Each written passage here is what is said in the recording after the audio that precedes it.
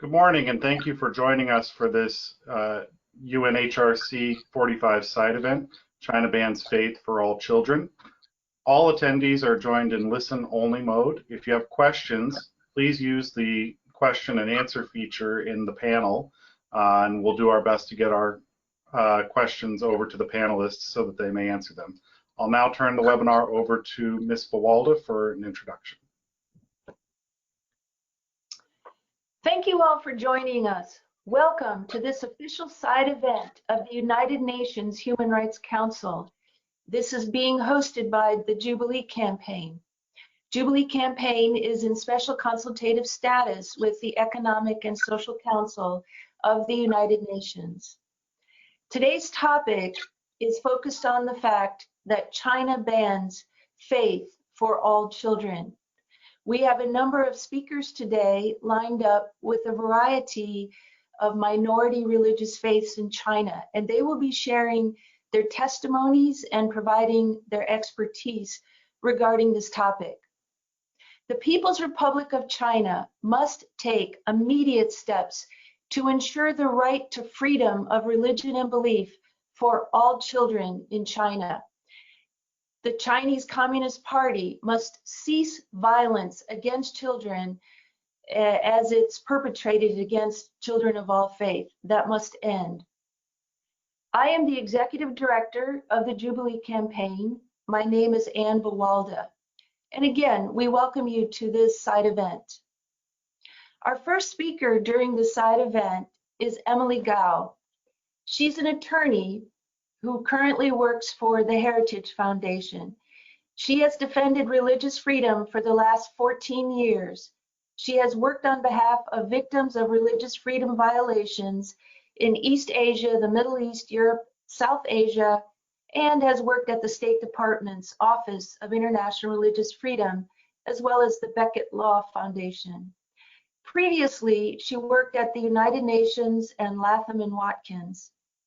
Ms. Gao also taught international human rights law at George Mason University Law School as an adjunct law professor. She earned an AB degree in Near Eastern Civilizations and Languages at Harvard Radcliffe College, and she earned her JD at Harvard Law School. She's a member of the Supreme Court and the Bar Associations of California and the District of Columbia. Ms. Gao has traveled extensively in China and has written on the topic of human rights violations perpetrated by authorities in China. Ms. Gao was the East Asia Pacific team leader of the Office of International Religious Freedom at the U.S. Department of State from 2005 to 2012, and she participated in the U.S.-China Human Rights Dialogue in both the Bush and the Obama administrations. I would like to have attorney Emilie Gao provide to us a background on the legal framework and to demonstrate in what ways that religious freedom for children is being violated in China. Ms. Gao, I'd like to turn the mic over to you. Thank you, and good morning. Thank you so much, Anne and Jubilee Campaign, for inviting me to participate in this important event, and thank you to all the panelists and the audience for joining today. I'd like to start with a simple statement from Professor Robert George. All people are conscientious truth seekers, and that includes children. Children are conscientious truth seekers. When a child asks, "Why is the sky blue?" or "Why is the grass green?" Where do we come from and where do we go after this life? They are seeking the truth, just as adults do. They too want to know if there's a creator, if that creator knows them, and if so, how should they live? International law guarantees children the freedom to seek the truth and to live according to their consciences. The Universal Declaration of Human Rights in Article 1 describes human beings as endowed with human dignity and points to two pieces of evidence for that, our endowment with reason and with conscience. As children in their evolving capacities to use both reason and conscience seek the truth, Both the UDHR, the International Covenant on Civil and Political Rights, and the Convention on the Rights of the Child protect their freedom to do so.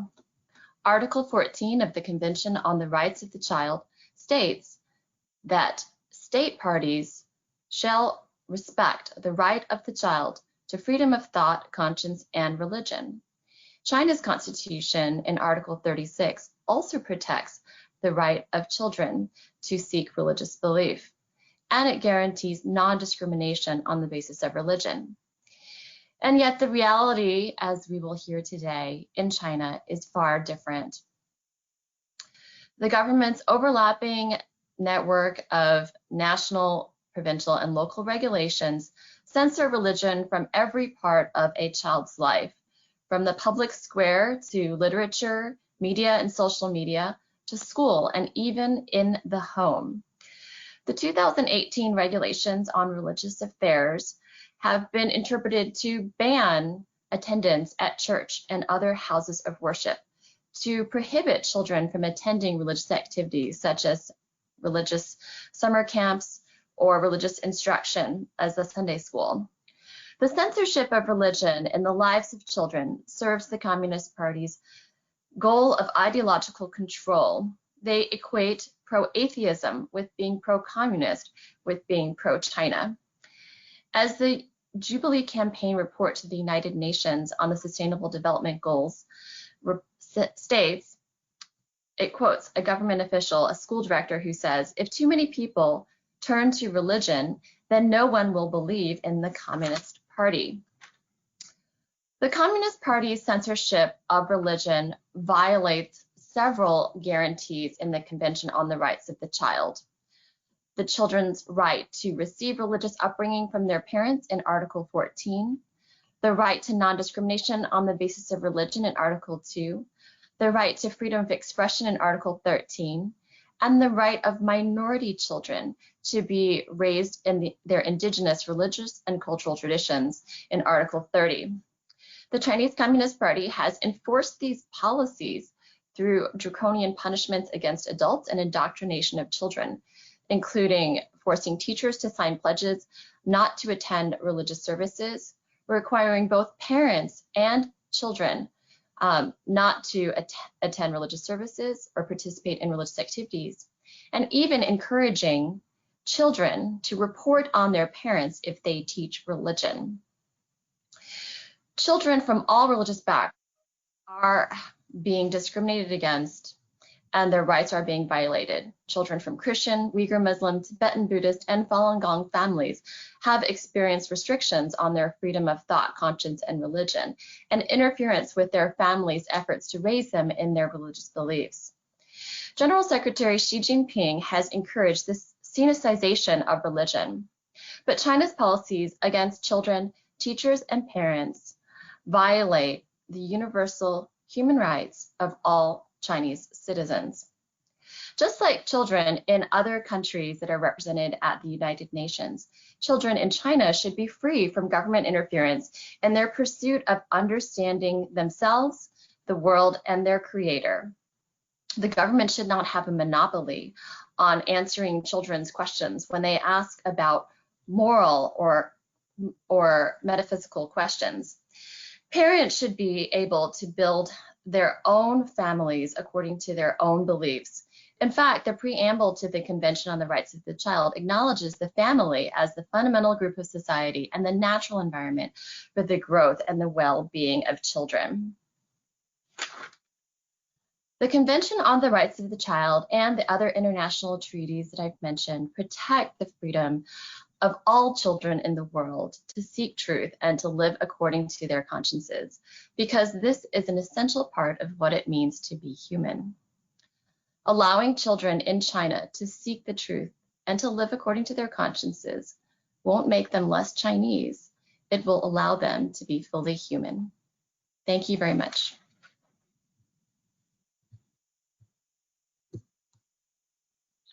Thank you, Attorney Gao. That was an outstanding overview of the current and framework for the situation in China related to children.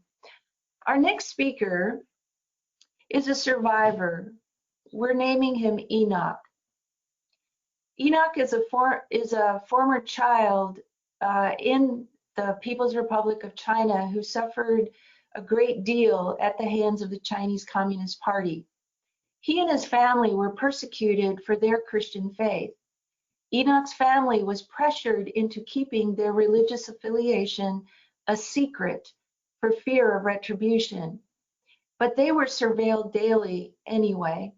Enoch's father was arrested and detained for some period of time for his faith and Christian leadership. Concurrently, Enoch faced intimidation and threats by his peers, teachers, and government officials that he would be beaten up or rejected from colleges because of his and his family's Christian faith. I would like to turn the mic over to Enoch for him to share what he experienced in the People's Republic of China. Enoch, over to you. Hello. So here is my testimony. Growing up as a Christian in China was a difficult experience. The Chinese Communist Party views Christianity and religion in general as a threat to its supremacy and control over the nation's people. The CCP maintains atheism as a prominent ideology because it wants to gain the worship of the people. But because Christians and other religious groups believe in a higher existence, the CCP has cracked down on religious groups and churches as a method to exert its authority over the people. The CCP had kept a close eye on my family, in particular my father, who is a pastor. Because Christianity was banned in China, my parents were monitored by government officials whenever they stepped out of the house. They were under surveillance 24 hours a day, and multiple neighborhood monitors were instructed to watch my family closely. What happened to my family is not a unique experience. Other pastors and church leaders that my father worked with, as well as their families, suffered from this kind of persecution as well. We were prohibited from worshiping together in church, and as a result, our church was punished as well. In school, students were taught that holding religious beliefs was strictly forbidden, and that we were to only believe in the CCP.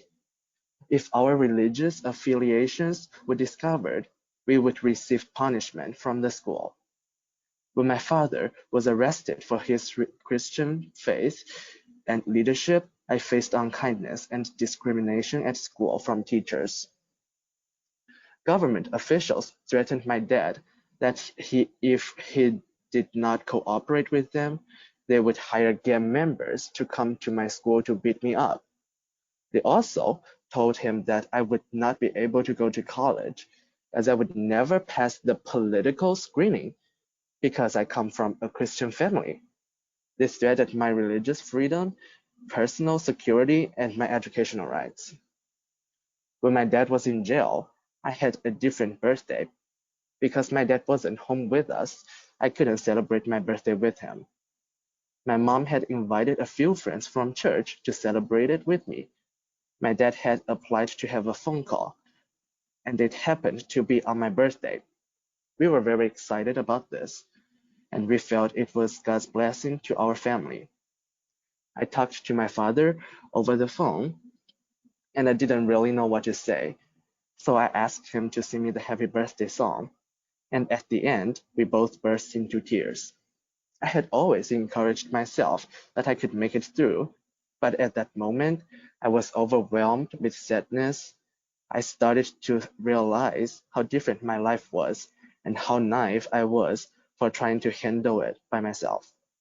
For a regular kid, for a regular kid, to hear his father tell him happy birthday is a normal thing. But for me, it was the most special gift that I could ever ask for. As happy as I was to hear from him, I was also saddened and angry that the government had separated me from my father when I was a kid, just because we are a Christian family. My childhood experiences were tainted by the absence of my father. Throughout the years, my family considered seeking legal redress for religious persecution that we faced. Article 36 of the Constitution of China states that Chinese citizens have freedom to hold or to not hold religious beliefs. Moreover, as a minor, my right to freedom of religion or belief was also guaranteed under the United Nations Convention on the Rights of Child. However, China did not fulfill its obligations to its own constitution or human rights treaties it had ratified. Every time we tried to find lawyers to represent us, though, they told us that they couldn't handle this type of cases. We were predestined to lose our case because Chinese legislation and judicial processes are so corrupt, and because we were being persecuted in the name of CCP policies. My family and I were stuck. As Christian in a country where religion is perceived as abnormal and, in many cases, illegal, we could never truly be free to practice our religion peacefully and without restrictions. We would be constantly afraid of being harassed by neighbors, peers, and government officials, or of being thrown in prison under ridiculous charges. That a family could face so much hardship simply for being Christian in China is an issue that should be raised in all human rights and religious freedom dialogues. Back then, when I faced persecution for my faith, and while my father was in prison, I thought it was difficult to be a Christian. I felt that if I was not like everyone else, I would be left alone. Thankfully, I don't feel that way anymore, and I am very proud of being a Christian now. Still, there are many children and families in China that suffer a similar situation to mine, and who are deprived of this basic right to religious freedom. It is important that we don't forget to share these stories and raise the voices of these persecuted people. That is my testimony. Thank you.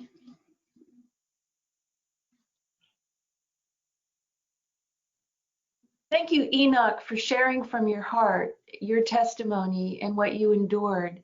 I would like to point out that Enoch, as well as our next survivor who's going to give her testimony, are no longer in China.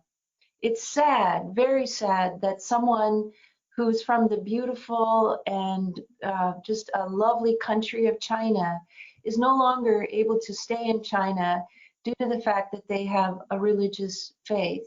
And Enoch, we appreciate your testimony this morning, and we do thank you for sharing. Our next speaker, her name is Esther. Esther is a former kindergarten school teacher who's been persecuted and imprisoned for her faith as a Christian and for her involvement in teaching children. After she became a member of the Beloved Church in Guangzhou and a teacher of Woodland Kindergarten, Esther was repeatedly summoned and interrogated by Educational Bureau authorities regarding whether she was teaching her students Christianity or using Christian materials. She was encouraged to give up her faith and to stop teaching. Following Esther's release from a days-long detention period, she realized that she and her husband would never be free as Christians in China, and she too had to flee. Right now, we're going to turn the mic over to Esther so that she can share her testimony and her experience.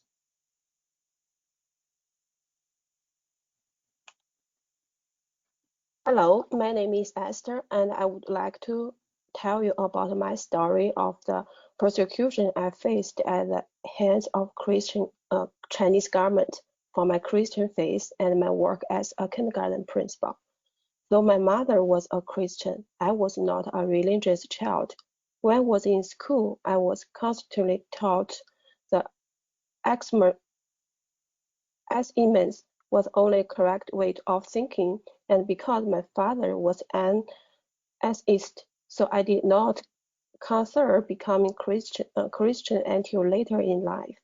In 2007, however, an incident changed my entire life and ruined my Christianity. I was in a serious car accident while I was traveling to Beijing with my family.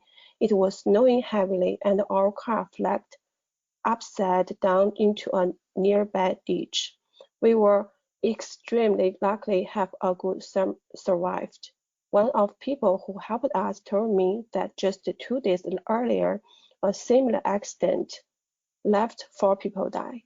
I began to wonder if there was a God who had given us grace, and we emerged harmless from such a dangerous event.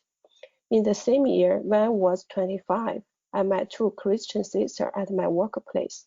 Because I was interested, the 3 of us together would study in Bible daily. Eventually, I enjoyed the sister as a member of beloved church in Guangzhou. I was officially baptized in July 2007. The persecution and problems I faced in China are the result of my Christian faith and the way I choose to practice it. The Chinese government looks very unfavorable on religion and they try to control it very tightly. The government gets nervous when they suspect religion is being influenced by outside factors because they view it as a threat to the country and to their power. In 2009, I started work at Woodland Kindergarten, where I was surrounded by many other Christian employees. We taught our young children to be thankful, humble, joyful, and have focus. Our program was not a Christian program. Also, it was influenced by Christian ideals. In 2014, I was arrested and charged with operating an illegal business. For many years before my arrest, the education department did not take issue with the books the school used. The problem was about my faith. In the summer of 2011, our church was working with an American team from Great Commission churches to put on Christian summer camp program for adults and teenagers. On July 11th, I received a phone call from the education department who asked me to visit an office. One of the education department's officers asked me and encouraged me to give up my faith to focus on working at the kindergarten. He asked me to stop my involvement with the church. He also asked me to not involve any university students in our outreach. For the most part, the next couple of years were peaceful. Also, I would receive phone calls from time to time from the education department, ask me to stop planning religious camps for children and inquiring about the kindergarten. In 2014, I was summoned once again to the department office. I was told I would only be questioned for 24 hours, and I believe this. For the first hour, all 3 officers took turn asking me questions. I don't remember all of the questions they asked me, but I know they questioned whether the teaching materials organized from the Bible. They asked me, why are you teaching the children those materials? How many Christian teachers have you employed? Where did you obtain those materials? I was then questioned by a new set of officers who took me back to the kindergarten to search for any religious or illegal materials. They ended the questioning around 11 p.m. I asked if I could go home. They said no. I asked if I can hear a lawyer. They said no. I slept that night in the questioning room where there was no bed and I was very cold and hungry. The next day, I was transferred to the detention center where my real nightmare began. I was forced to work for long hours, slept on one bed shared with 16 women, and was questioned regularly. Over time, the other people connected with the school were also arrested. I was asked over and over again, do you only have Christian teacher at school? Is the current material based on the Bible? Who has involved in printing the material? It became even more clear that I was being unlawfully punished for two reasons, that I am a Christian and that I taught kindergarteners materials based on the Bible. I believe that the Chinese government felt that my studies as a Christian and a teacher was a threat to an ideal of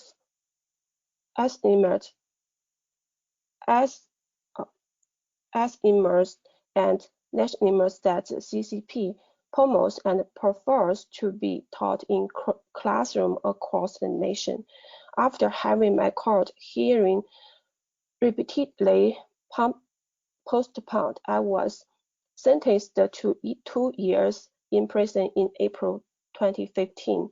When I was released, I met up with some of the other employees of the kindergarten, and they informed me that they also were told not to work in the field of education. My husband and I knew that we were being watched by the government, so we were conscious about how long we stayed in one location because we didn't want to cause problems for our friends and family. My husband has been working as a full-time minister but couldn't do this when we needed to move our safety. Since I rarely have a court, my next arrest will be for 5 years or more. We couldn't live anywhere in China and be safe. We wanted to continue our missionary, so that means we could keep coming to the attention of the Chinese government, putting our family at risk. Eventually, we decided that we have to leave in order to escape persecution and find a place where we could practice our faith deeply and peacefully. This is my testimony. Thank you.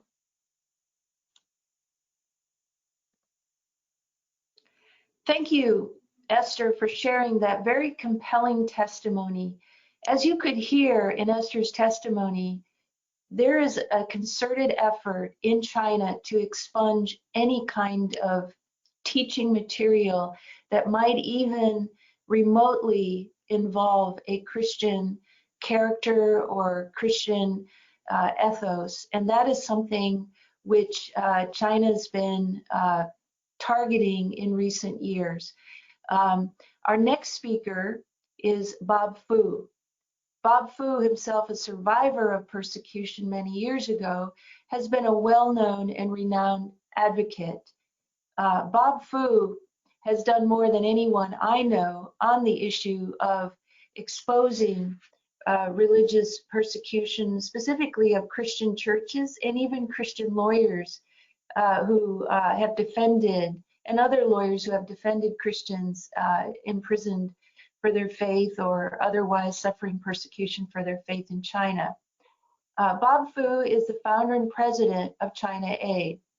He is a former student leader during the Tiananmen Square democracy movement in 1989.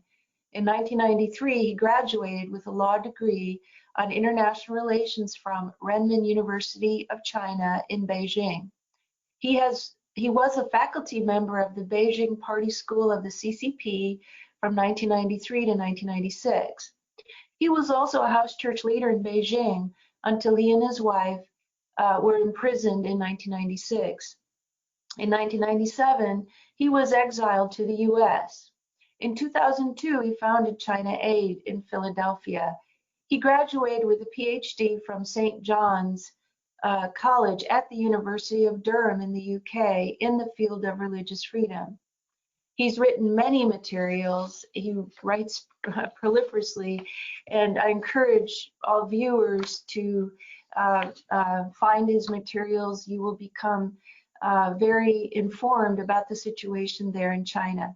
I would now like to turn the mic over to Bob and ask that he would provide an overview of the current situation in China for Christian minorities. After Bob, we're going to then turn our attention to other religious minorities in China. But for now, let's turn to Bob. Thank you, Anne, for the introduction. Thank you, everyone, for attending this seminar. President Xi Jinping and his Chinese Communist Party really have started a war against the children's faith. Since he took power, he has opened at least 3 fronts on this war against the children's faith and children's access to religious education and religious materials. The first front was on the legal side. Under President Xi Jinping, a number of measures had been taken, especially on February the 1st, 2018. The so-called new regulation on religious affairs was passed and took effect. Under this new regulation, despite of a political slogan in the beginning of the regulation, says this regulation is developed in accordance with the Constitution. And Article 2 of the regulation said citizens shall have the freedom of religious belief. However, contrary to what this fake claims, what has been happening both on the ground and also in the legal front is neither constitutional nor complying to the requirement of freedom of religious belief of Chinese own constitution, certainly the international norms, as Emilie, Attorney Emilie Gao just listed. With the pretext of a so-called adapt to the socialism or socialist society, according to the Article 4 of this new regulation. And it also requires all religious groups, religious institutions to practice the core socialist values. And more importantly, to what we are talking about, the education, or to the students or children, it's explicitly said no organization or individual may make advantage of religion to obstruct the educational system of the state. So this is a pretext, basically, for any measures that cracking down the children's religious belief or preventing any institutional effort, even including the government-sanctioned churches, to host any children for any access of religious materials would be regarded as an obstruction of the educational system of the communist socialist state. So this is the number 1 front in the legal side. Number 2 front of this war against the children's faith is in the educational institutions. From September 2019, in Zhejiang province, all the students had received a so-called survey. They explicitly asked to fill out about their religious faith, especially the Christian faith. And after they disclosed their religious faith, and then all the teachers, all their parents, all their even their school leaders have the obligation, and even invited the Public Security Bureau officers after rounds and rounds of so-called educational effort with the tremendous pressure and coercion. These students have to sign a government Chinese Communist Party prepared a form called 不信教承诺书. It's a literary translation is a pledge of giving up religion document. So in one high school, we received a report and a document prepared. There were 200 Christian students in that school. After rounds of efforts of threat, pressure, intimidation, and direct coercion by their teachers and public security officers, all 200 but one student in that high school in Zhejiang were forced to sign that paper. For the first time since the Cultural Revolution of Chairman Mao in 1960s, Chinese children are forced to renounce their faith in public by the Chinese Communist Party. Otherwise, the teachers will lose their job, the principals will not get a promotion, and certainly this will impact the so-called duty of the public security officers in charge of these educational schools. And in April 2019, right after the so-called new law took effect, in Gongyi City, Henan province, the educational department, the bureau of that city, issued a directive, a public directive, basically, ironically, citing the constitution and the new regulation, and said the headline of that document is why no student should be allowed to believe in any religion. As we know, Henan province is called the Jerusalem of China, with the most populated Christian population.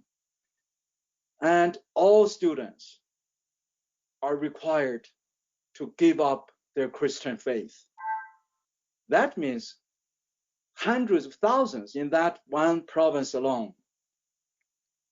As we know, even according to the Chinese Communist Party's official account, by 2014, in an annual report on China's religions, the number of Chinese Christians in the official church was reported to over 23 million. These are not including even those Catholic Christians. Though there are over 1.3 million Chinese students, Christians under 14 years old. Between 15 to 24, there are about 2.1 million. Of course, we all know that the number is totally underestimated because they wouldn't count the majority of Chinese Christians in the independent house churches, which, according to the Purdue University, might already reach to 80 to 100 million. So just a simple math. Even we just say the Chinese government official churches, there are over 3.5 million children, Christian or young students who are under 24 years old. Their faith is totally forbidden. Number 3 front is the family. The Chinese Communist Party, under the so-called the make religion adaptable or compatible with communism and socialism, they pressure the family members to basically totally forbid their children to have any religious faith. And in all the government-sanctioned church buildings, in and around, the church pulpit has to install, the Communist Party has to, force the church to install face recognition cameras in every corner of the church and outside the church, including the church pulpit. And every church corner have a slogan basically called 5 forbidden policies. No children under 18 is allowed to enter into the church building. No student, even college student, and no Communist Party member, no Communist Youth member, no civil servants, no military service member. These are all forbidden categories. So we're talking about hundreds of really millions of children are totally pressured or being prevented from having their religious freedom. So in summary, we know that from the reality, from both the legal front to the educational institutional front to the family front, the Chinese children are being forbidden to even have their basic freedom of religious belief, let alone to have their the freedom for manifestation, practice their religious faith according to the Article 18 of the UN Declaration of Human Rights and other international covenants. So the international community should and must confront this. This is a direct violation. Thank you for your attention. Thank you, Mr. Fu, for your both just revealing the truth, but also just astonishing level of expungement that the Chinese authorities are attempting to do on the Christian minorities within China. We now turn to the Uyghur minorities in China. Many of our viewers have likely become aware of China's efforts in, again, recent years to put pressure on the Uyghur community and essentially attempt to eradicate the Uyghurs as a distinctive community within China. Today's speaker focused on the Uyghurs is Peter Irwin. Peter Irwin is a senior program officer for advocacy and communications at the Uyghur Human Rights Project. Peter is a Master of Science graduate of Human Rights from the London School of Economics and Political Science. There he conducted research on China's engagement at the UN and its relationships to the framing of the Uyghur issue internationally. He is a former program manager and spokesperson for the World Uyghur Congress, where he worked primarily as a UN representative for Geneva-based human rights mechanisms, as well as with the national governments and civil society. As English language spokesperson, he regularly offered commentary to media, including Reuters, Foreign Policy, New York Times, The Guardian, among others, and he's appeared on media outlets such as the BBC World, Al Jazeera, and Reuters TV. He's also written on this topic extensively. Peter, we welcome you today, and we ask that you also provide an overview how the Uyghur community is struggling in China as well, and the heavy-handedness of the Chinese authorities. Thank you, Peter. Yes, thanks a lot, Anne, and thank you to the Jubilee campaign for organizing this, as well as the other speakers and people in attendance, as well as our panelists, Bob in particular, for showing us just really broadly speaking how the Chinese government treats faith generally. As Anne mentioned, my name is Peter Irwin from the Uyghur Human Rights Project. I wanted to speak briefly about 4 things about the Uyghur situation. The first is that, giving some context, that the region is increasingly a black box. We see this in Tibet as well. It's very difficult to obtain any kind of information. Secondly, I wanted to speak about the rights of Uyghur children, the Chinese government's approach, and their obligation under the convention to respect and protect those rights. Thirdly, I want to make the case that what's happening to Uyghurs in particular is genocide now. The separation of Uyghur children from their parents is fairly central to this. And then fourthly, I wanted to speak about what the UN should be doing. Not only that, but what they are mandated to do for member states and UN agencies. I'm not here simply to list off grievances, of which of course there are a lot, but I'm here to illustrate that there are means by which this issue can be tackled within the existing international system. The problem, of course, is the unwillingness of some states and the UN system itself to tackle those problems, which I have a couple ideas for as well. First, for context, the region, as I mentioned, is a black box. It's very, very difficult to obtain any kind of information. So Uyghur region, for example, in Tibet as well. Reporters, journalists, for example, have been kicked out of China altogether more recently. UN experts have been denied access. We saw just last week, really, the most recent attempt from journalists to enter the region to simply drive around and take photographs or take video of what's happening, not even to speak to people. It's far too dangerous at the moment to speak to anybody in the region. So Channel 4 presenters last week essentially visited, they drove around, they were followed by police, they were hounded by plainclothes police, interrogated, they were forced to release some of their camera footage. This is essentially the norm since 2018. It's gotten a lot worse because there's been quite a bit more scrutiny of the region. But harassment of reporters and researchers is just, that's the context and the environment in which we're speaking. I mean, I don't really think there are many places around the world where this is the case anymore. It's important, of course, for evidence gathering. I mean, what we've seen is that reporters and journalists and others have been they've been pushed into a corner, and the only way to obtain evidence is through satellite imagery or, you know, analyzing government documents, speaking to people abroad. But the work is still being done. Within the UN system, China persistently blocks UN human rights experts from entering the country. They failed to answer outstanding requests and reminders from at least 17 UN experts or working groups, including investigations from cultural rights, on cultural rights, assembly, enforced disappearances, expression, privacy, counterterrorism. Some of these requests go back 20 years.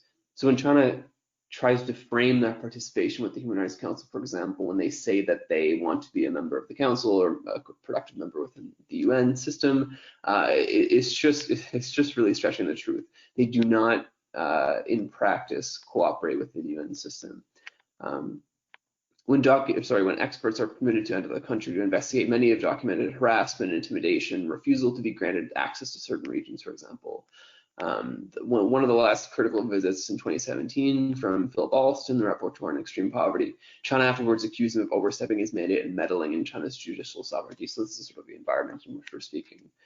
On the rights of Uyghur children, I mean, the main issue, the primary issue, which my colleague at the Uyghur American Association will speak about shortly, has been the separation of children from their parents. The RAND Corporation in the U.S. did some research on this, using, as I mentioned, satellite imagery is really one of the ways in which journalists and other researchers have been doing their own research on the region.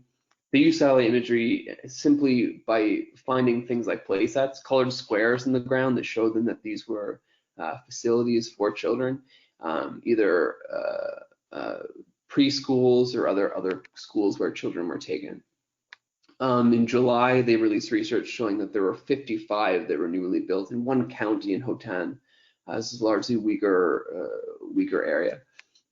Many of the facilities had high perimeter defenses, a security-controlled entry point, for example, are concentrated in the southern regions of the Uyghur area. And they found essentially through the reporting that China was expanding its internment, as they were expanding their internment camp system since 2017. This tracked very closely with the building of boarding schools for children and what they essentially called an explosive growth in these schools. They were looking at one county, for example, and another county in July.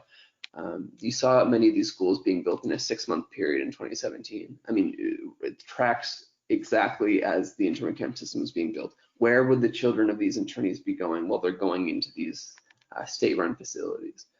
As they say, these are not merely schools where children attend during the day, but many house the children as well. They're essentially boarding schools. There is a spectrum of the facilities, but many of them have facilities to house the children at the same time. Many of the reason of this is because many of them are called double detained households, which is, I mean, it's fairly tragic, but where both parents are have been detained in these detention camps arbitrarily. Many of the children with detained parents are treated differently. They're not sent to the same facilities. For example, as a child, you are literally treated differently if your parents are being detained in the camps. If they're sort of a so-called higher risk category, children are given sort of, I would say, special attention, I suppose. Grandparents' requests to take the children have been denied. Hotan, again, going back to the journalists who've been trying to cover these issues, Hotan City's Kindness Kindergarten program, the Associated Press reporters who tried to go to the facility and take photos and video were surrounded immediately by armed police in order to delete the photos. So this is the context in which we're trying to retrieve information from. But generally speaking, there's been an explosive growth in Uyghur schools for children whose parents are detained. Thirdly, again, contextually, there's a lot going on in the region, but what we found in UHRP's position and increasingly the position of the Uyghur community and also people overseas is that what's happening is genocide. For example, a letter that was released last month that was signed by 35 genocide prevention groups and individual experts said that these measures meet the threshold of acts constitutive of genocide, core international crimes under the Genocide Convention. Now, this includes arbitrary detention and internment camps, political indoctrination and forced disappearances, destruction of cultural sites, political indoctrination, disproportionate rates of prison incarceration, and coercive birth prevention campaigns and policies. On this point in particular, the Chinese government has intended to reduce the birth rate among Uyghurs. Excuse me. Through involuntary abortions and sterilizations in 2018, 80% of the IUD placements, all of the IUD placements in China generally were performed on Uyghur women in the Uyghur region, despite the region making up less than 2% of the total population. So 80% of all IUD placements were happening in the Uyghur region, many of them coerced. But the letter also says that the forced separation of Uyghur children from their parents has been documented by human rights groups, and one element that constitutes genocide, of course, is forcibly transferring children from one group to another group. The effect of these policies has been a separation of children from parents. Parents who were detained for years, many now are in forced labor, others are simply jailed. I mean, these children, of course, have nowhere to go. It's a policy, as some researchers have called, intergenerational separation. The internment camps, of course, in some ways they're effective for the parents, but the education system, as Bob already mentioned, is much more effective in some ways, and a much more effective means by which children can be turned into obedient Chinese citizens to remove the cultural identity from the children themselves. For what the UN should be doing as a system with the member states or agencies, for example, I think, again, I provide information about why we're limited in the amount of information we're able to glean from the region, because there is a necessity for a UN investigation. I think even if 1/10 of these reported cases, this information that we're getting, were true, and there's really no reason to believe that any of them don't have a factual basis, they do, the situation would warrant an investigation by the UN. At the very least, there needs to be an urgent debate or a special session and a creation of a UN Commission of Inquiry. You know, we've heard from UN member states from Western Europe, for example, albeit, you know, there's been a faint response, Canada, the United States, Australia, but not nearly enough. The Council itself has been responsive to many issues, and it should be responsive to this. There must be a UN Commission of Inquiry. There are 9 commissions of inquiry ongoing at the moment, for example, and one does Chinese situation, generally speaking, warrants one, certainly. China is up for a Human Rights Council seat at the moment. They'll be voted on in October.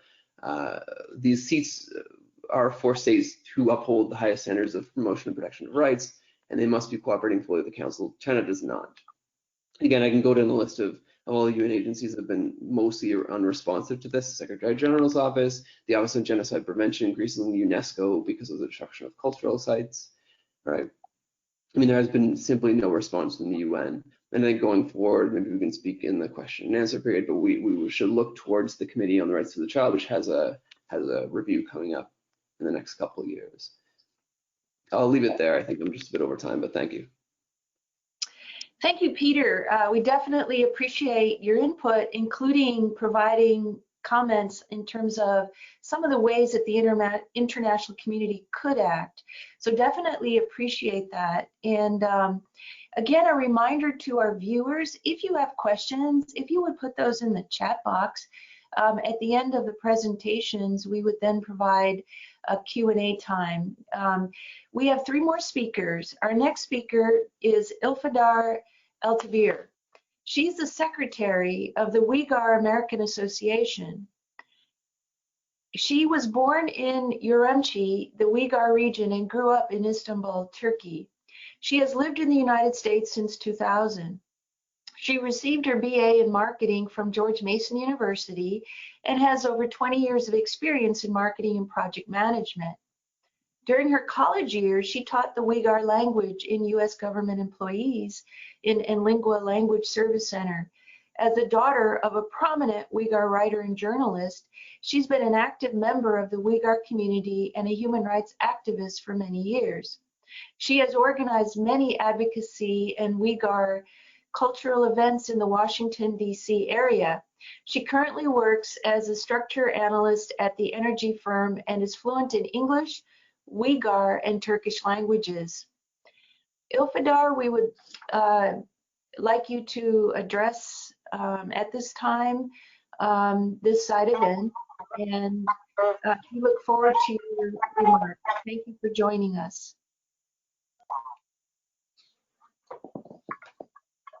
Hello, everyone. First, I would like to thank you for giving me the opportunity to speak about Uyghur children. As you know, the UN Convention on the Rights of the Child states that a child, for the full and harmonious development of his or her personality, should grow up in a family in an atmosphere of happiness, love, and understanding. China is a signatory to the convention, but is blatantly violating the entirety of the convention. In Uyghur homeland, China has uprooted Uyghur children by the thousands from their families and communities and stripped them of their ethnicity and religious identity. Without any significant consequence, for years, China has only accelerated its Strike Hard campaign against Uyghurs and has urged its officials to show no mercy as they detain, by China's admission in its recent white papers, as many as 1.3 million Uyghurs and other minorities per year for involuntary re-education in its thousands of concentration camps surrounded by barbed wire and watchtowers. Yet, instead of demanding China cease flagrantly violating the Convention on the Rights of the Child and even the Genocide Convention, the member states of the United Nations have largely been silenced by China. China's crackdown on Uyghur children's right to religion, like the rights of Tibetan and Falun Gong children, is not something new. Even before China rapidly built concentration camps across the Uyghur homeland, Uyghur children faced severe restrictions on the practice of their faith. Minors were not permitted in mosques, studying the Quran and observing Ramadan was forbidden, so Uyghur children were forced to learn about and practice their faith in secret. The failure of the world to hold China accountable for gross violations of religious freedom only encouraged Chairman Xi's regime to greatly increase its persecution of Uyghurs into an actual genocide with thousands of concentration camps and the high-tech enabled Orwellian mass surveillance police state. As news of China's concentration camps made it into international headlines in 2017, like so many Uyghurs in the diaspora who were getting news of family members detained in the camps, and as a mother, I worried for the children who were left behind. What was happening to children? As China took millions of men and women, young and old, starting with students, teachers, scholars, artists, journalists, and doctors, it tore away at the fabric of Uyghur society. Then we heard the children were stolen away too, into walled off concentration camps under different labels, state-run kindergartens, boarding schools, and orphanages. These are hundreds of thousands of children separated from their parents by force, taken away from the family environment, away from happiness, love, and understanding, and forcefully placed into strange facilities run by a state intent on destroying them.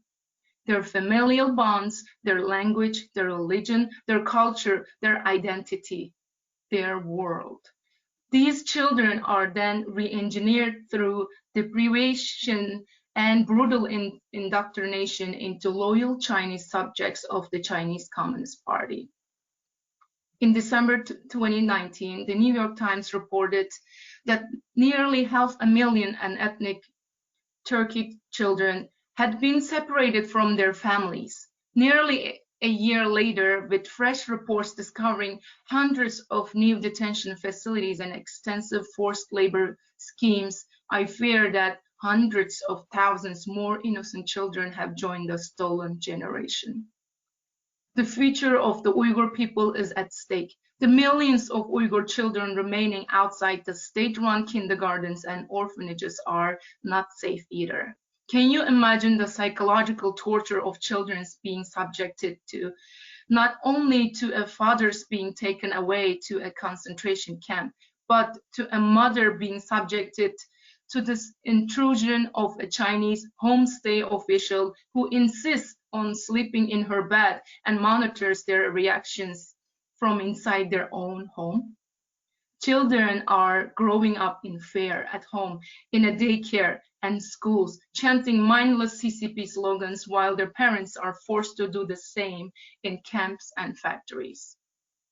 China intends to strip Uyghurs, children and adults, of their identities, to destroy hope, faith, and the soul of our people, to destroy the parts of us that makes us whole. Our past, our present, and our futures are under attack.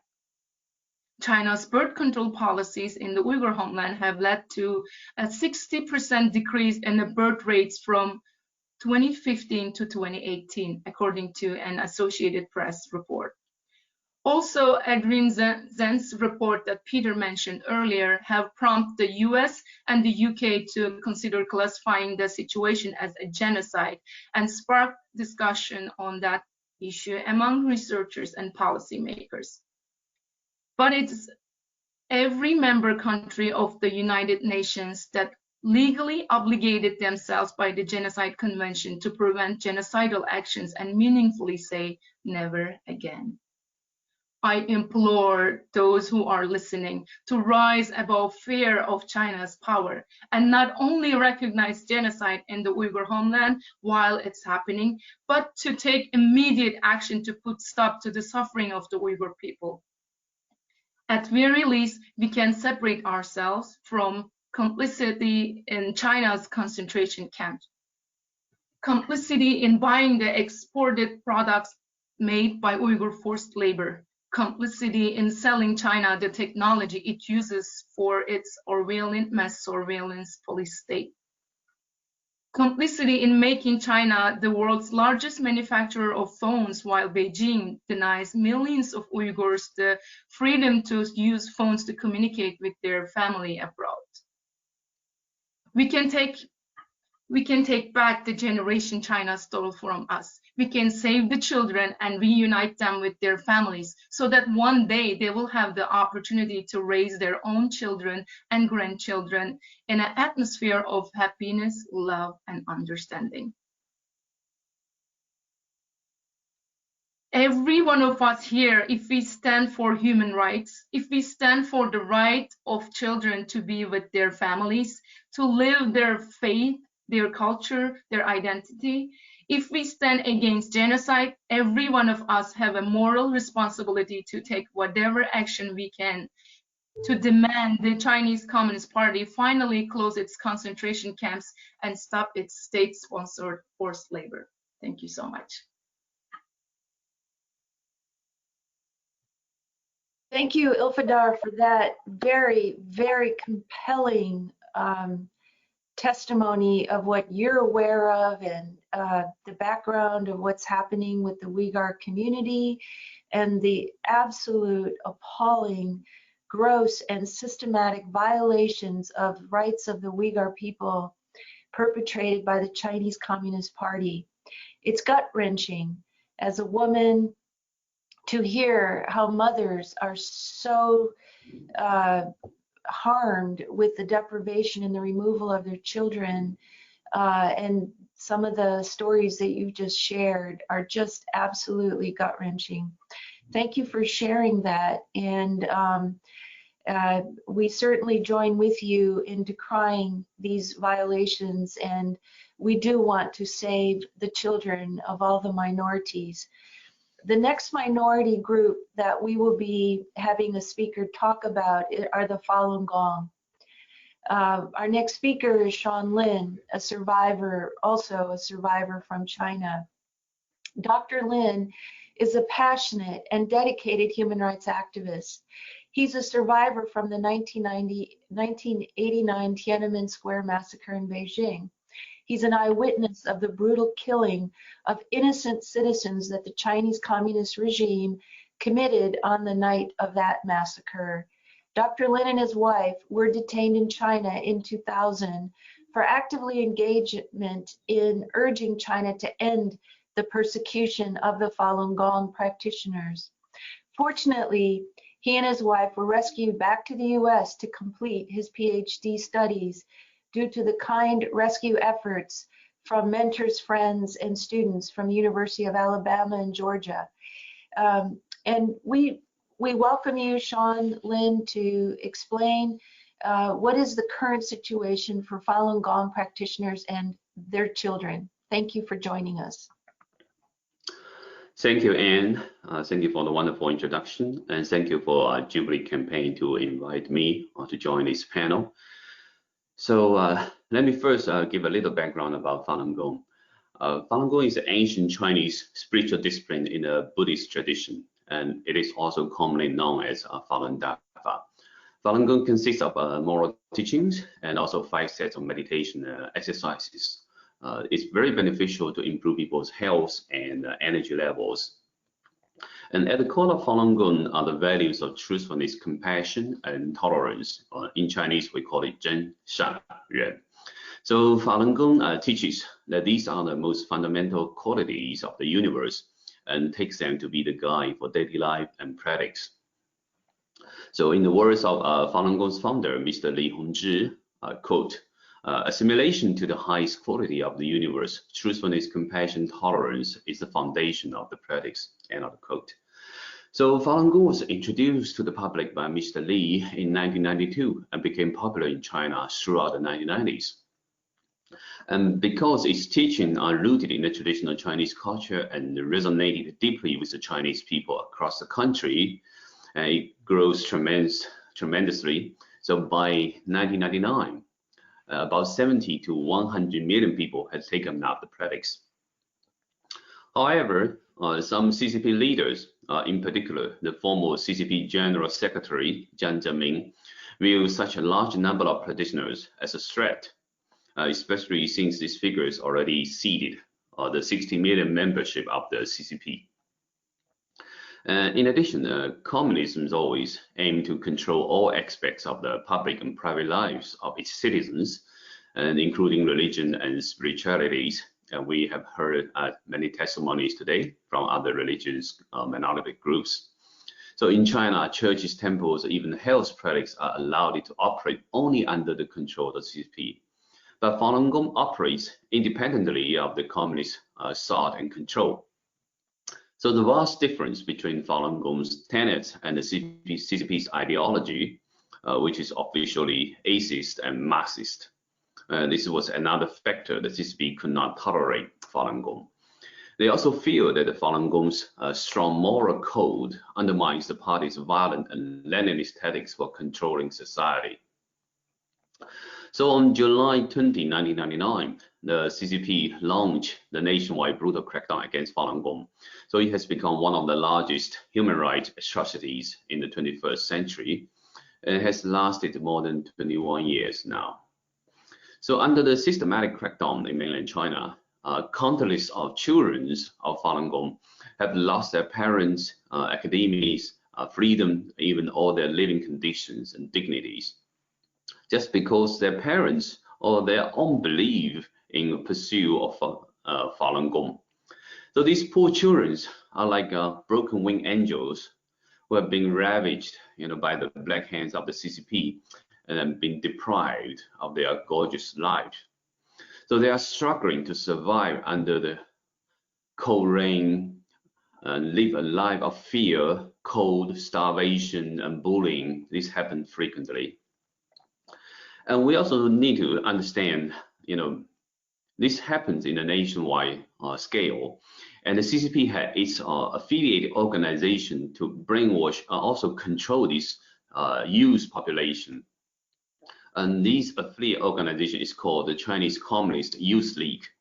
So this youth league consists of about 3 million base branches and more than 60 million members.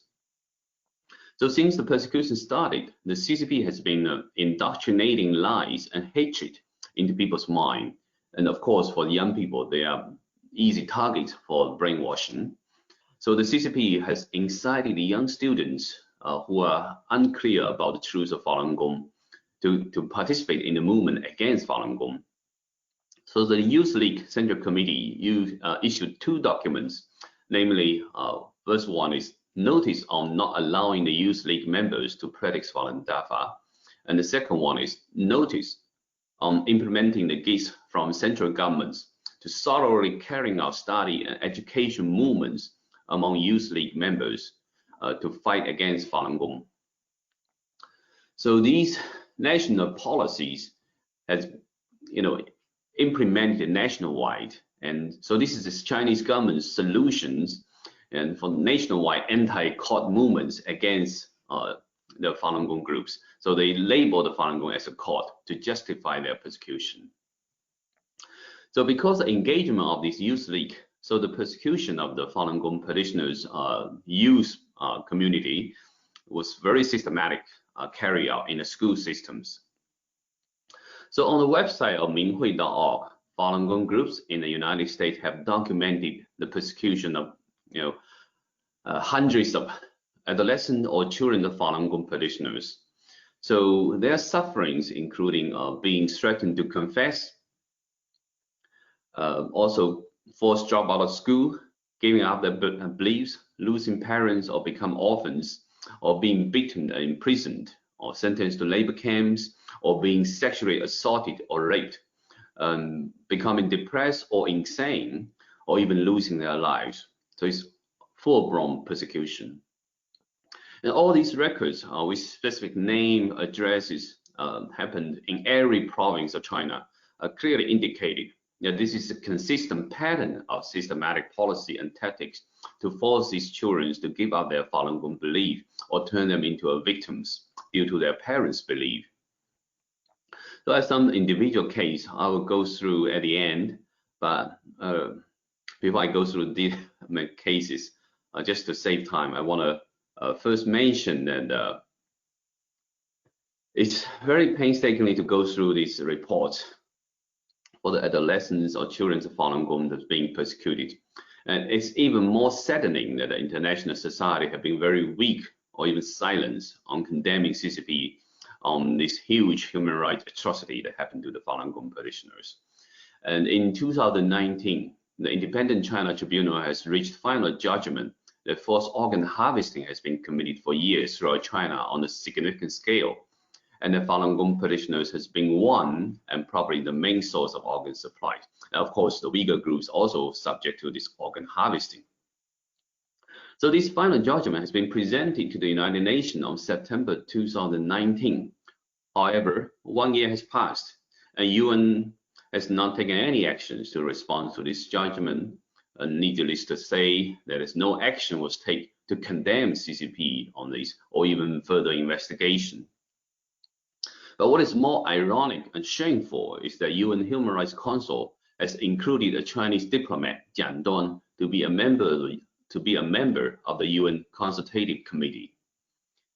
So this is not a UN body sleepwalking into accomplice with the CCP. This is actively engaging CCP to help CCP cover up its crimes. So I hope today's event, with a focus on the suffering of children of faith in China, will help the UN bodies and officers to do a deep soul searching. What if these tragedies happen to your own kids? The world need to understand the CCP is a devil that aims to destroy human race at its ultimate goal. And it's a total gangster organized crime group that kept 1.4 billion Chinese people as hostage and slaves. It has been useless to engage dialogue with CCP regarding respecting its own constitution or even international norms or covenants. So I would like to encourage all human rights groups and activists to express support for a new bill that has been introduced by US Representative Scott Perry to designate CCP as a transnational organized crime group. If the international societies do not take resolute actions against CCP, so all the tragedy we hear today will keep happening. So thank you, Sean Lin, for that presentation and overview both of what's happening with the Falun Gong community and especially what's been happening to the children and the deprivation of religious freedom for the children to undertake their practices as Falun Gong members. Our next speaker is going to be featuring for us the situation for the minorities in the Tibet regions and areas of China. Guy Müller is the executive director of the International Campaign for Tibet. Before joining the International Campaign for Tibet in 2005 as executive director in Germany, Guy Müller served on the board of Amnesty International Germany and worked as research associate in the German parliament. He heads the Berlin office of ICT. Since 2015, he also coordinates ICT's United Nations initiatives. He has given briefings at the Commission on the Convention on the Rights of a Child, the CRC, the Committee Against Torture, Committee on the Elimination of All Forms of Racial Discrimination, and at the UN Human Rights Council. ICT, as a member of the FIDH and of the governing body of German Institute of Human Rights, Germany's National Human Rights Institute. ICT is also a member of the NGO Committee on the Freedom of Religion or Belief, which is based in Geneva. Mr. Müller, we welcome you today to provide to us what the situation for those in Tibet, part of China. Thank you. Thank you very much, Anne, and I'd like to thank the Jubilee Campaign for organizing this very important panel discussion on the sides of the Human Rights Council session. I would like to make 3 points. Generally, one, I'd like to give a little bit of context. Secondly, I'd like to refer to some specific issues. And thirdly, I would like to give some recommendations from our point of view, what can be done by the international community. My Uyghur colleagues have already pointed out the similarities between Tibetans and Uyghurs in some respect. And it is also nothing new also for Tibetans to experience repression in terms of their right to freedom of religion or belief. Nevertheless, we have been monitoring a downward trend over the past years, ever since Xi Jinping took over the leadership of the People's Republic of China. In terms of the Tibetans, we have been monitoring a more assertive program to continue a policy of absolute control and assimilation, which of course also has its impact on freedom of religion. For example, Xi Jinping just recently, during a very important party conference, the so-called 7th Work Forum of the Communist Party on Tibet, laid out a quote-unquote strategy of governing Tibet in the new era that includes Sinicization of Tibetan Buddhism and improving the ability of Chinese Communist Party organizations and members at all levels, I quote, to deal with major struggles and prevent major risks. There was also a considerable emphasis on ensuring national security and ethnic solidarity, which certainly shows how much of politicization and ideology is involved when it comes to culture and religion in Tibet. Concretely, this means for Tibetan Buddhism, as this important meeting pointed out, Tibetan Buddhism should hence be guided in adapting to socialist society and should be developed in the Chinese context. And if you look, for example, at what this means for monasteries of Tibetan Buddhism, you will see that this means surveillance, party presence, and also up to the changing of the Buddhist curricula that is being used to educate young monks and nuns. Sinicization in this context is of utter importance for us to understand as one of the central concepts here. It generally refers to assimilating ethnic minority communities within territories under Beijing's governance into Chinese culture and political systems as defined by the party, which frequently describes its broad objective as socialism with Chinese characteristics. In terms of religion, Sinicization involves ensuring that spiritual beliefs and teachings conform with the CPC's principles and objectives. For example, already in 2015, as many of you know, she spoke about Sinicizing Catholicism, Protestantism, Islam, Taoism, as well as Buddhism. And in 2016, he repeated, he underlined the CCP leadership vis-à-vis religious groups who, I quote, must adhere to the leadership of the CPC and support the socialist system and socialism with Chinese characteristics. This means, as we as an organization consider this being a new aggressive approach to assimilate Tibetan culture, Tibetan Buddhism, and in the end to also eradicate Tibetan culture. In terms of examples against this background, I would like to just briefly refer to three. One of which is recent news, which many of you may have noted, a research presented by a researcher, Adrian Zenz, who's been mentioned here before, about a apparent coercive work labor program that is being implemented for at least 2 years now, in 2019-2020, in the Tibet Autonomous Region, which led 500,000 Tibetans, more than 500,000 as he documented, forcefully into such labor programs, which is not just a human rights violation to these concerned affected individuals, but also for the families, also for the children, as Zenz found out that affected families are from rural areas, and we can imagine that we talk about fathers and mothers who are being taken away or forced into such programs, being taken away from their children, which is quite drastic. Here we see a certain, what we call, feedback loop between Xinjiang and Tibet, programs that have been developed, tested, and tried in Xinjiang being transferred back to Tibet, a truly troublesome development.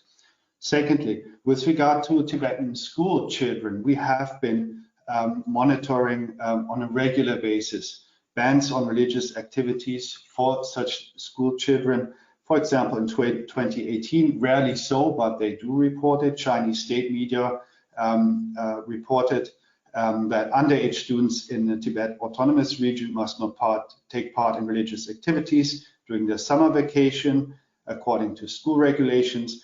The Global Times, the state-run newspaper, said that notice have been sent to both students and their parents, while authorities have had students sign an agreement that they will not take part in any form of religious activity during the summer vacation, and so forth. While we do not know what kind of punishment waits for those who do not comply with such regulations, but on a regular basis, we hear of such bans for school children, which of course is against international norms.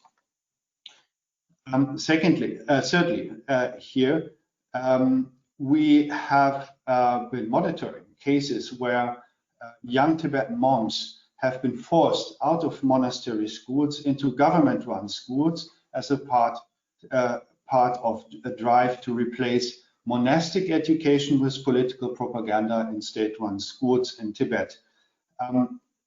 According to our information, Tibetan monks were compelled to leave one of the biggest monasteries in 2018 in the eastern area of Tibet in such a drive, and parents and young monks and nuns were threatened with punishment in case they would return to that school.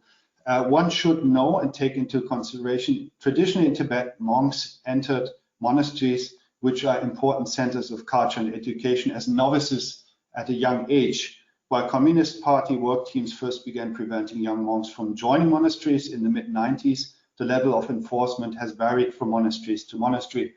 According to our information, the effort in Eastern Tibet in 2018 stands for the authorities' effort to compel young monks to join government-run secular schools, as it is happening in other Tibetan areas, including in the province of Qinghai. A former monk from La Branque Monastery in Amdo in Eastern Tibet, who is now in exile, told us, I quote, "In Tibetan monasteries, young monks are raised to be protectors of their own culture and Buddhist values from a young age. And then when they grow up, they pass on their education to a young monk, so it goes full circle. I learned from older monks at my monastery. When I was in my early 30s, I then taught the young monks not only about the scriptures and studying, but also how to do their homework." So here we see a fundamental impact on the roots of Tibetan culture that start at young age. With regard to the time, I would like to just support what my colleague Peter Irwin mentioned with regard to the Human Rights Council. We are also calling for a special mechanism at the Human Rights Council towards China, which would hopefully focus particularly on freedom of religion or belief, which must be addressed in a more assertive manner by the international community. And we hope that the situation of Tibetan children and their rights is duly noted and duly raised in such proceedings. Thank you. Thank you, Kai Müller, for that excellent overview of the situation for Tibetan Buddhists and particular areas where Tibetans are located in China. We are running out of time, and we wanted to highlight the fact that the international community needs to take action and counter China's false narratives that it is in compliance with its international human rights obligations. We have heard today clearly that China has derogated its international human rights conventions that it's signed on to, its other obligations within the international framework. We must, as an international community, continue to hold China accountable for the atrocities. I mentioned earlier that clearly the evidence shows that China has been engaging in gross and systematic abuses. It has been engaging in genocide, as we heard from our speakers related to the Uyghurs. It has been engaging in efforts that clearly are in violation of human rights standards. And we call upon the international community to prevent China's acceptance of its narrative, and instead to review and to recount all these communities that have been suffering. Our particular focus has been the children who have been deprived of their faith. And what we've heard today, they've also been deprived of even spending time with their parents, which is anathema to anything human. And we must stand up to China and prevent China from continuing to, in the UN context, claim that it's adhering to human rights when it's not. So again, I apologize that we will not take time for questioning, for Q&A, due to the fact we're now out of time, that we've run our 90 minutes for this program. But we do ask that we continue engagement on this topic. There have been a number of speakers who have provided specific ways that the international community enact. Jubilee Campaign intends to circulate those recommendations to missions within Geneva, as well as New York and other contexts. And we encourage every organization that has participated today to do likewise. Please reach out to mission contacts. Please reach out to others within the UN context that we can expose China and that we can call China to account for its human rights violations as it relates to children, and specifically on the topic of freedom of religion and belief. Again, thank you all for participating in this side event today of the UN Human Rights Council. We appreciate your time, and we appreciate your participation. Thank you all. Thank you very much.